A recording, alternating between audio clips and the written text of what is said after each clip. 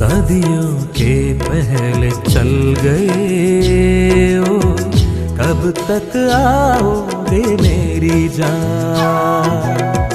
आऊंगा कहते चल गए ओ, कब तक इंतजार में करूं। परमेश्वर के धन्य नाम की महिमा हो। आज के आराधनात्मक मनन की ओर आप सभी का बड़े प्रेम के साथ स्वागत करता हूँ। आइए आज के मनन के लिए हम पढ़ते हैं लूका अध्याय 22 की 19। फिर उसने रोटी ली और धन्यवाद करके तोड़ी और उनको ये कहते हुए दी, ये मेरी देह है जो तुम्हारे लिए दी जाती है, मेरे स्मरण के लिए यही किया करो। हमारे प्रभु यीशु मसीह पकड़वाए जाने के ठीक पूर्व के शाम में अपने प्रिय शिष्यों के संग फसह का पर्व मनाने के लिए बैठे हुए थे। फसह की रोटी लेकर तोड़कर शिष्यों से कहने वाला एक प्रस्ताव को हम यहाँ इस पद में देखते हैं। हमारे प्रभु यीशु मसीह के बारे में आप ये जानते ही होंगे कि पवित्र भविष्यद्वक्ताओं की वाणी के अनुसार वह एक यहूदी परिवार में जन्म लेकर यहूदियों के रीति रिवाजों के अनुसार जीवन बिताया था। यीशु मसीह ने जितने दृष्टांतों को बताया था और जो भी शिक्षा लोगों को दी थी, सभी की भूमिका कई हद तक यहूदी संस्कृति है। वचन की सच्चाइयों को स्पष्ट रूप में समझने के लिए यहूदियों की संस्कृति समझना हमारे लिए मददगार होगा। यहूदियों की रीति के अनुसार सगाई और विवाह के बीच लगभग 1 वर्ष का अंतराल होता था। सगाई अथवा एंगेजमेंट को वे लोग लगभग विवाह का तुल्य ही मानते थे। यद्यपि सगाई के बाद दुल्हन को अपने पिताजी का ही घर में विवाह के दिन तक रहनी हो। जिस लड़की की सगाई हो चुकी है उसे पिताजी के घर की सदस्य के रूप में गिनी नहीं जाती थी, क्योंकि लड़की को उसके पिताजी कोई निर्धारित लड़का के लिए दे चुका है। दूसरा कुरिन्थियों 11 की 2 पौलुस इसी परिप्रश्न में समझाया है। पौलुस के अनुसार प्रभु की कलीसिया वो दुल्हन है जिसकी यीशु मसीह नामक एक पुरुष के साथ विवाह के लिए बात लगा चुकी है। जब तक विवाह के दिन में अपना दुल्हा आकर अपनी यहूदिनी दुल्हन को अपने घर की ओर नहीं ले जाता है, उस लड़की को यहाँ तक अपने पिता के घर में भी एक एकांतता का एहसास करना पड़ता है। कभी कभी वो अपने पिताजी के घर के कोई चीज उठाने की कोशिश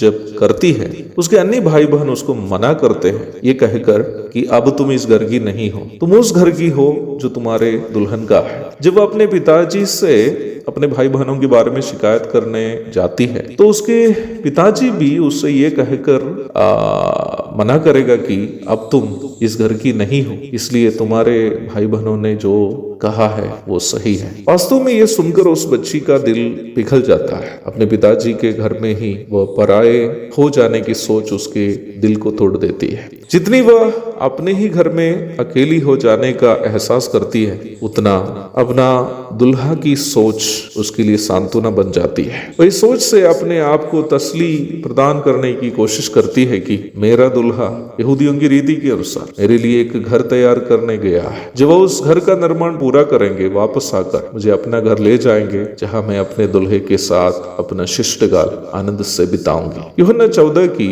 1 से 3 तक का भाग इसी परिप्रश्न में हमारे प्रभु यीशु मसीह बताया था। यीशु मसीह की विदाई की बात सुनकर शिष्य लोग उदास हो गए थे। यूहन्ना 13 की 33। निराश हुए अपने प्रिय शिष्यों को देखते हुए प्रभु ने इस प्रकार कहा, तुम्हारा मन व्याकुल ना हो, परमेश्वर पर विश्वास रखो और मुझ पर भी विश्वास रखो। मेरे पिता के घर में बहुत से रहने के स्थान हैं, यदि ना होते तो मैं तुमसे कह देता, क्योंकि मैं तुम्हारे लिए जगह तैयार करने जाता हूँ। यदि मैं जाकर तुम्हारे लिए जगह तैयार करूँ तो फिर आकर तुम्हें अपने यहाँ ले जाऊंगा कि जहां मैं रहूं वहां तुम भी रहो। अपने ही पिता के घर में अपनों से त्यागी जाने वाली यहूदिनी दुल्हन के लिए तसली की एकमात्र बात न दुल्हन की यादें होगी। यीशु मसीह ने अपनी विदाई की बात शिष्यों से कहने के ठीक पूर्व उन्हें प्रभु भोज की सेवा सौंप दी। प्रभु यह बात अच्छा से जानता था कि उनके जाने के बाद उनके अपनों को इस संसार में कई परेशानियों को झेलनी पड़ेगी, परंतु हमारे लिए घर तैयार करने हेतु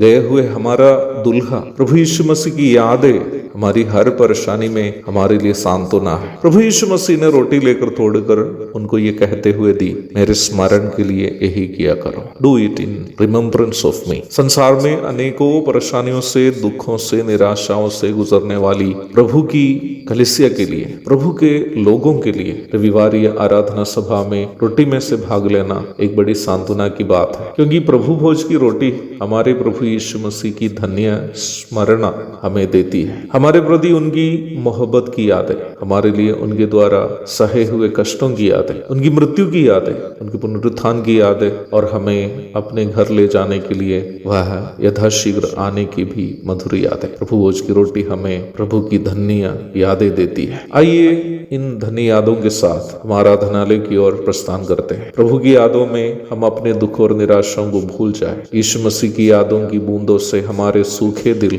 हरा भरा हो जाए और स्वर्ग हमारी आराधना स्वरूप भेंट से आनंदित हो जाए। एक और आराधनात्मक दिन की धन्य शुभकामनाओं के साथ मैं इन शब्दों को विराम करता हूँ। प्रभु आप सबको आशीष दे, आमीन। जाऊं यदि घर बनाऊं वहाँ, वादा तेरी याद में है।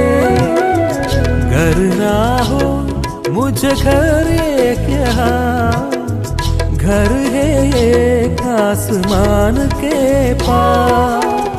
उस घर देखने दिल तरसता मसीह, देरी ना करे आगमन का। सदियों के पहले चल गए ओ, कब तक आओगे मेरी जान। आऊंगा कहते चल गए ओ, कब तक इंतजार मैं करूं। सदियों के पहले चल गए ओ, कब तक आओगे मेरी जान। आऊंगा कहते चल गए ओ, कब तक इंतजार मैं करूं।